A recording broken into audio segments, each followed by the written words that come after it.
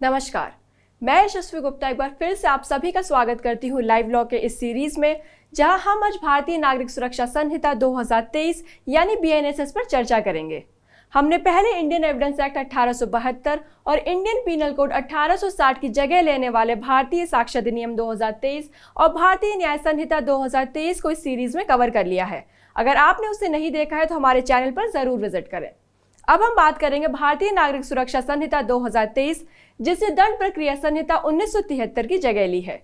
BNSS में total 531 sections और 37 chapters हैं।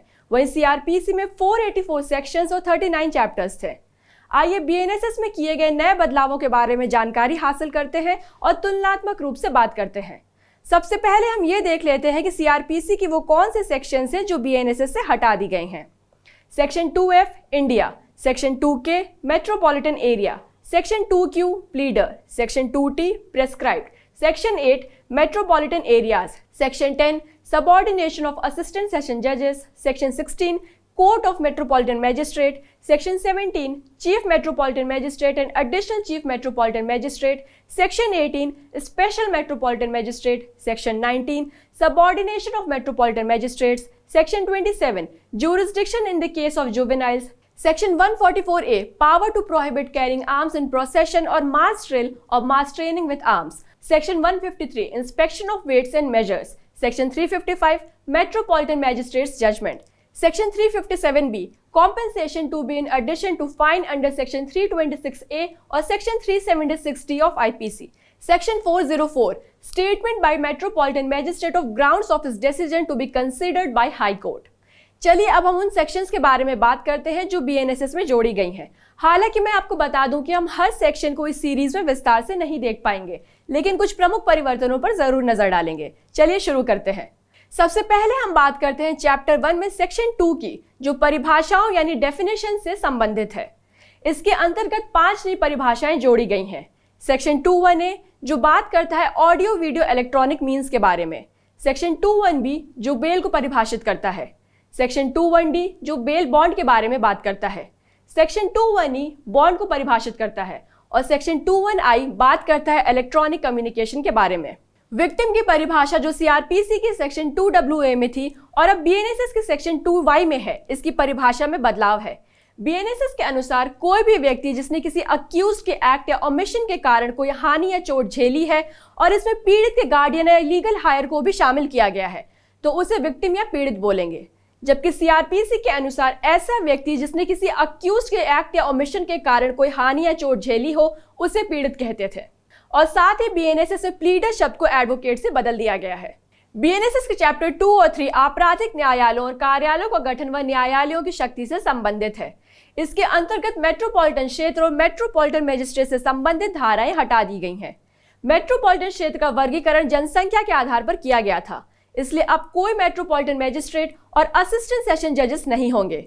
इसके फलस्वरूप दिल्ली उच्च न्यायालय ने 2 जुलाई को एक प्रशासनिक आदेश में राजधानी के मौजूदा मैजिस्ट्रेट कोर्ट्स को जुडिशियल मैजिस्ट्रेट कोर्ट्स के रूप में नामित कर दिया है। अब हम बात करते हैं चैप्टर 5 के बारे में, जो व्यक्तियों की गिरफ्तारी से संबंधित है। इसके अंतर्गत सेक्शन 35 क्लॉज 7 के अनुसार यदि अपराध के लिए 3 साल से कम की सजा है और आरोपी व्यक्ति कमजोर या 60 साल से अधिक उम्र का है तो डेप्यूटी सुपरिटेंडेंट ऑफ पुलिस या उसके ऊपर के रैंक के अधिकारी की पूर्व अनुमति के बिना गिरफ्तारी नहीं की जा सकती। वहीं सेक्शन 54 के अनुसार दूसरे व्यक्ति द्वारा गिरफ्तार किए जाने पर उसकी पहचान अब BNSS में इलेक्ट्रॉनिक संचार के माध्यम से दर्ज की जा सकती है। चैप्टर 6 और 7 चीजों की उपस्थिति और उत्पादन को मजबूर करने की प्रक्रिया यानी process to compel appearance and production of things से संबंधित है। इसके अंतर्गत BNSS के सेक्शन 63 में टेक्नोलॉजी की मदद से समन को जारी किया जा सकता है, जिसे कोर्ट के मोहर या डिजिटल हस्ताक्षर से प्रमाणित किया जाएगा। और साथ ही सेक्शन 64 के तहत समन को एनक्रिप्टेड या किसी अन्य इलेक्ट्रॉनिक संचार के रूप में भी जारी किया जा सकता है। सेक्शन 66 के अनुसार जब कोर्ट के द्वारा समन व्यक्ति नहीं मिलता है तो उस व्यक्ति के परिवार के वयस्क सदस्य यानी अडल्ट मेंबर के पास एक डुप्लीकेट कॉपी छोड़ा जा सकता है। पहले CRPC के तहत सिर्फ परिवार के अडल्ट मेल मेंबर को समन इशू किया जा सकता था। अब हम बात करते हैं प्रोक्लेम्ड ऑफेंडर्स के बारे में। पहले CRPC में केवल 19 अपराधों में ही प्रोक्लेम्ड ऑफेंडर्स को घोषित किया जा सकता था। अब BNSS में 10 साल या उससे अधिक या आजीवन कारावास या मौत की सजा वाले अपराधों में कानूनी कार्रवाई से फरार किसी भी व्यक्ति को प्रोक्लेम्ड ऑफेंडर घोषित किया जा सकता है। बीएनएसएस में प्रोक्लेम्ड ऑफेंडर्स के लिए भारत के बाहर स्थित उनकी संपत्ति की पहचान, कुर्की और जब्ती यानी identification, attachment and forfeiture of property के लिए एक नया प्रावधान जोड़ा गया है। और साथ ही बीएनएसएस के सेक्शन 105 में अब सर्च एंड सीजर को ऑडियो, वीडियो, इलेक्ट्रॉनिक माध्यमों के माध्यम से दर्ज करने के लिए भी प्रावधान है। अब चैप्टर 10 में बीएनएसएस के सेक्शन 145 जो कि प्रोसीजर से संबंधित है, उसके अनुसार अब मेंटेनेंस की प्रोसीडिंग किसी व्यक्ति के खिलाफ उस जगह पर शुरू की जा सकती है जहां पर उसके आश्रित यानी डिपेंडेंट माता पिता रहते हैं। चैप्टर 12 जो कि पुलिस की निवारक कार्रवाई यानी preventive action of the police से संबंधित है, उसके अंतर्गत सेक्शन 172 को जोड़ा गया है, जिसके अनुसार सभी व्यक्तियों को पुलिस अधिकारी के वैध निर्देशों का पालन करना होगा। अब आगे बढ़ते हुए हम बीएनएसएस के चैप्टर 13 जो कि पुलिस को सूचना और उनकी जांच की शक्तियों से संबंधित है, उस पर चर्चा करेंगे। इस चैप्टर में एक इंपॉर्टेंट कॉन्सेप्ट जीरो एफआईआर के बारे में बात की गई है। जैसा कि आपको पता होगा कि पहले सीआरपीसी के सेक्शन 154 के अनुसार पुलिस अपने अधिकार क्षेत्र में अपराध के खिलाफ एफआईआर को दर्ज कर सकती थी। हालांकि विभिन्न फैसलों के अनुसार बिना जुरिस्डिक्शन के भी एफआईआर को अनिवार्य रूप से दर्ज करने को कहा गया है। बीएनएसएस में सेक्शन 173 क्लॉज 1 में एक नया प्रावधान जोड़ा गया है, जिसके अंतर्गत जब किसी पुलिस स्टेशन के प्रमुख अधिकारी को कोई सूचना दी जाती है जिसमें गंभीर अपराध के बारे में बताया गया हो, तो उसे एफआईआर बुक में दर्ज करना अनिवार्य है, चाहे अपराध का क्षेत्र कहीं भी हो। सेक्शन 173 के अनुसार इलेक्ट्रॉनिक संचार के माध्यम से सूचना के लिए ईएफआईआर का प्रावधान जोड़ा गया है, जिसमें यह सुनिश्चित किया गया है कि ऐसी सूचना देने वाले व्यक्ति का हस्ताक्षर 3 दिन के अंतर्गत ईएफआईआर रिकॉर्ड पर लिया जाएगा।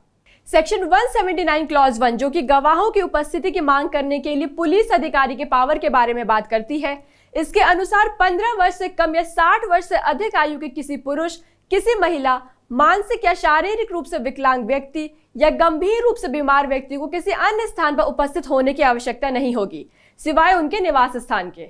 और साथ ही ये भी कहा गया है कि यदि ऐसा व्यक्ति पुलिस स्टेशन पर उपस्थित होने के लिए स्वेच्छा से तैयार है तो ऐसा करने की अनुमति दी जा सकती है। सेक्शन 184 के अनुसार रेप के विक्टिम के प्रशिक्षण की रिपोर्ट को रजिस्टर्ड मेडिकल प्रैक्टिशनर के द्वारा 7 दिनों के भीतर इन्वेस्टिगेटिंग ऑफिसर को भेजना होगा, जो फिर उसे मजिस्ट्रेट को आगे भेजेगा। चैप्टर 25 के सेक्शन 336 के तहत अब कोई भी पब्लिक सर्वेंट, साइंटिफिक एक्सपर्ट और मेडिकल ऑफिसर को अदालत में उपस्थित होने के लिए नहीं बुलाया जाएगा, जब तक कि किसी भी पक्ष द्वारा उस पब्लिक सर्वेंट, साइंटिफिक एक्सपर्ट और मेडिकल ऑफिसर की रिपोर्ट पर सवाल न खड़ा किया जाए। चैप्टर 26 के सेक्शन 356 में प्रोक्लेम्ड ऑफेंडर की अनुपस्थिति में इंक्वायरी, ट्रायल और जजमेंट से संबंधित प्रावधान जोड़े गए हैं। वहीं चैप्टर 29 के तहत सेक्शन 398 को जोड़ा गया है, जो कि प्रत्येक राज्य सरकार से विटनेस प्रोटेक्शन स्कीम बनाने को सुनिश्चित करता है।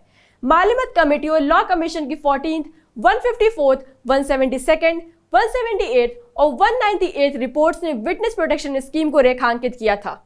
सुप्रीम कोर्ट ने 2018 में महेंद्र चावला केस में इस योजना को कानून के रूप में अनिवार्य बनाया था, जब तक कि लेजिस्लेटिव एक्शन नहीं उठाया गया।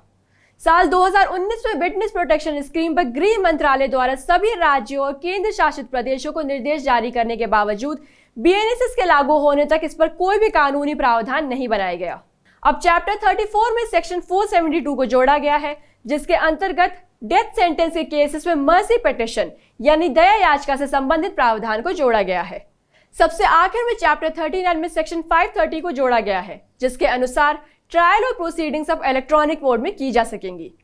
और इसी के साथ अब हम इस सीरीज को समाप्त करते हैं। इस वीडियो में केवल किए गए बदलावों का एक संक्षिप्त सारांश है। इन प्रावधानों के बारे में विस्तार से जानने के लिए हमारे वेबसाइट www.livelaw.in पर जरूर विजिट करें।